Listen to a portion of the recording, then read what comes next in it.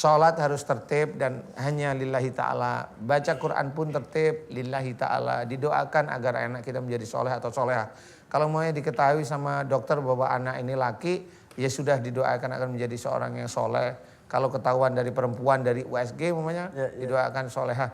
Boleh, tapi jangan yang aneh-aneh. Ya, kalau yang aneh-aneh, nanti takutnya yang aneh-aneh udah bacain ini, bacain ini, bacain ini, bacain ini. Anak besok lahir tuh bisa ngelihat jin. Begitu.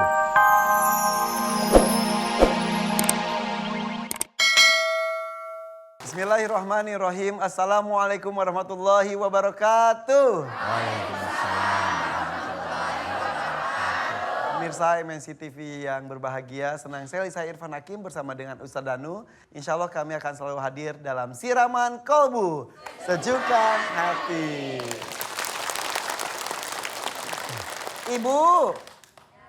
Ibu, kok lemes banget? Coba. Hadap-hadapan, satu dan yang lain depan-depanan. Depan-depanan. Lihat-lihatan. Siap ya, lihat-lihatan. Udah pasang-pasangan, ayo ibu. Pasang. Ya udah, depan-depanan udah. Coba teriak ya, bangun gitu. Bangun. Jangan ngantuk. Siapa yang ngantuk di sini? Gak ada yang ngantuk? Beneran. Saya ngantuk. Ustadz jangan ngantuk. Oh iya. Yaudah Ustadz lihat saya. Bangun. Ngeri malahan. Harus bangun, harus semangat karena bersama-sama kita di sini akan thalabul ilmi, mencari solusi berbagai macam permasalahan hati, begitupun jasmani dan juga rohani. Bersama dengan Ustadz Danu. Ustadz, wah merah semangat hari ini ya. Iya insya Allah. Alhamdulillah adanya bajunya ini. Waduh, apapun bajunya pantas kalau dipakai Ustadz. Alhamdulillah. Tema hari ini menarik sekali adalah anak adalah cerminan orang tua. Kata orang, kata pepatah katanya buah jatuh tak jauh dari pohonnya. Itu zaman dulu, kalau sekarang buah jatuh tak jauh dari penjualnya. Katanya anaknya seperti apa tergantung orang tuanya. Iya. Mau punya anak soleh, orang tuanya harus soleh. Jangan sampai orang tuanya seperti kenek. Ramutan. Yang lain naik, maju, dia diem. Surga. Anaknya masuk surga, bapaknya enggak. Jadi harus bersama-sama menuju ke surga. Ya, harus menjadi imam. Betul sekali. Silakan imam saya sekarang. Alhamdulillah.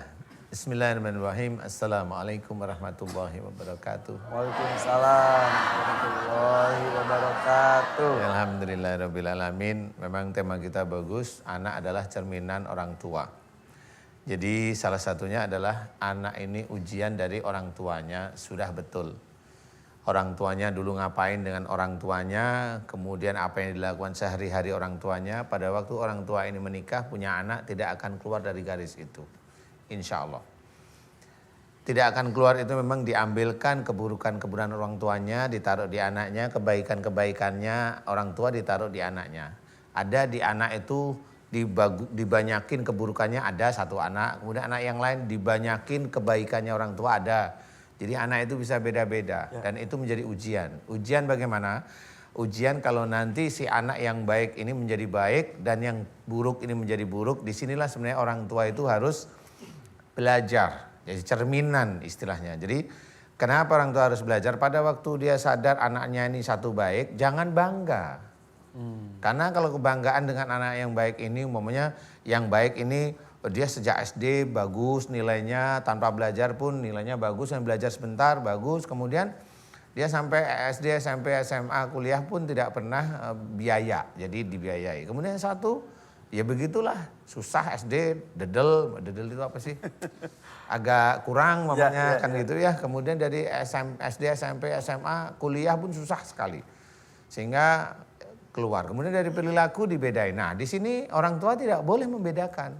Nah, orang tua kalau sudah anaknya yang satu baik, dia tidak boleh merasa bangga dengan kebaikan, dengan keuntungan dari anaknya, nggak boleh. Karena membanggakan itu akan menjadi riya, bisa menjadi sombong, bahkan bisa menjadi fasik nantinya. Kalau terhadap anaknya yang kurang juga tidak boleh ini mau marahin anaknya, jangan membedain. Kamu nggak kayak kakakmu atau kamu nggak kayak adikmu begini, nggak boleh juga. Karena dibanding-bandingkan nggak boleh. Anak nanti akan jadi marah. Nah, kemarahan anak yang berlebih bisa menjadikan kematian si anak itu sendiri. Oh, Bisa. menimbulkan penyakit bisa merenggut nyawa juga. Iya. Jadi orang tua itu memang harus belajar bahwa kehidupan di dunia ini memang ujian. Tapi ujian ini harus dihadapi dengan akidah. Dengan akidah yang baik dan benar. Kita seorang muslim ada Quran. Kita seorang muslim ada hadis yang sahih. Ada sunnah Rasul. Ayo kita mencontoh cara-cara Rasul. Jangan semaunya kita sendiri. Karena memang hanya satu, di siraman kolbu ini saya mencoba untuk memberikan satu ilmu, yaitu dari akhlak Rasul. Satu ilmu, akhlak yang akan berhubungan dengan penyakit, yang berhubungan dengan musibah, berhubungan juga dengan rizki, berhubungan bagaimana dengan anak, bagaimana mengatasi ujian disebabkan baik dari anak, baik dari istri, baik dari suami, baik dari keluarga. Kita mencoba untuk mengupas. Kita kembali sesaat lagi. Jangan kemana-mana, tetap di Siraman Kolbu. Sejukkan hati. Makanya pada waktu anak adalah cerminan orang tua, itu sebenarnya sudah benar. Genetik ini jelas. Jelas sekali genetik ini dari orang tuanya ke anak diambil ayahnya sekian, diambil dari ibunya sekian. Kenapa? Allah memang mengizinkan saya mengetahui pada waktu anak masih di dalam kandungan itu ada garis dari ayah ke anak, ada garis dari ibu ke anak. Itu ketahuan sekali dan garisnya rata-rata hitam. Ada merah tapi hitam, yang putih jarang. Makanya dari proses pembuahan pun sebetulnya kita disarankan untuk berdoa meminta kepada Allah yang Iya, terbaik. benar. Makanan yang kita makan juga harus halal supaya hasilnya pun bagus. Iya, kemudian kalau anak itu ingin soleh, ya rajinlah mengaji, baca Quran, sholat tetap ya. Kalau saya bilang sholat itu harus kita kerjakan. Sholat harus tertib dan hanya lillahi ta'ala. Baca Quran pun tertib lillahi ta'ala. Didoakan agar anak kita menjadi soleh atau soleha. Kalau maunya diketahui sama dokter bahwa anak ini laki, ya sudah didoakan akan menjadi seorang yang soleh. Kalau ketahuan dari perempuan dari USG umpamanya, didoakan soleha. Boleh, tapi jangan yang aneh-aneh. Ya, kalau yang aneh-aneh, nanti takutnya yang aneh-aneh bacain ini, bacain ini, bacain ini, bacain ini. Anak besok lahir tuh bisa ngelihat jin. Begitu di Indonesia. Iya, Indonesia. Apalagi banyak budaya-budaya yang ada hubungannya dengan pakai kelapa lah, apa segala macam. Budaya boleh tapi jangan sampai mengganggu. Jangan sampai mengganggu akidah. Ya silahkan mau kelapa mau dilempar mau taruh di kepala silahkan. Ya gimana silahkan. Tetapi jangan sampai itu menjadi kalau nggak ada kelapa nggak mau saya. Nah itu kayak akidah. Berarti ibaratnya wajib. Sebenarnya tidak boleh. Kalau seperti budaya itu diyakini seperti akidah, masuklah jin. Jin Jawa nanti ya tek masuk. Iya benar serius. Ritual itu kalau diyakini mirip seperti akidah, ya nanti akan masuk jin. Insya Allah seperti. Berhati-hatilah ya. Berhati-hatilah. Oke, kita menuju ke pertanyaan mau. Coba tunjuk tangan. Siapa yang mau bertanya? Kemarin ada yang ngomong katanya jangan ibu-ibu terus, ya udah Bapak maju ke depan Pak. Sini Pak, maju. Jangan ibu-ibu mulu, katanya bapak-bapaknya udah hadir gak boleh nanya. Silakan Bapak. Ya, ucapkan salam dulu Pak. Assalamualaikum warahmatullahi wabarakatuh. Waalaikumsalam warahmatullahi wabarakatuh. Wabarakatuh. Kayaknya kita pernah ketemu ya Pak Haji ya? Pernah ketemu. Oh Iya, alhamdulillah. di majelis Bogor ya? Bogor ya. Oh, iya, Majelis iya. Nur Taufik Amaliyah. Dengan saya belum kan? Sekarang Oh, iya. Bapak siapa namanya Pak? namanya Ade Abdul Ghafur. Pak Ade. Iya.